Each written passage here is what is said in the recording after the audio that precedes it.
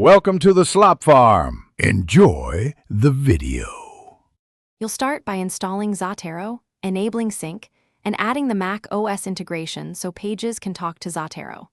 Once done, open Pages and give Zotero accessibility permission in System Settings so it can paste citations.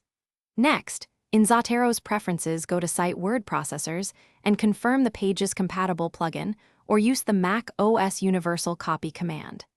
This first batch of steps lets you insert citations directly, so make sure syncing is complete before moving on to inserting references. Now focus on inserting citations. Position the cursor and invoke Zotero's citation dialog from the app or use the keyboard shortcut. You'll search your library by author, title, or tag to find the correct source. Select it and choose a citation style.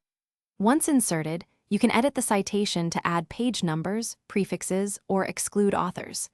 Make changes in line, then let Zotero update the bibliography. This middle stage handles resolving duplicates and ensuring every in-text citation matches your bibliography. To finish, use Zotero to add or update the formatted bibliography at the end of your Pages document so every cited item appears correctly. Once done, review citation style consistency and run a final sync to include any recent library changes. This ensures accurate page numbers and metadata. If something goes wrong, restart both Pages and Zotero, reauthorize accessibility permissions in System Settings, then reinsert the citation. This simple restart often resolves plugin communication issues.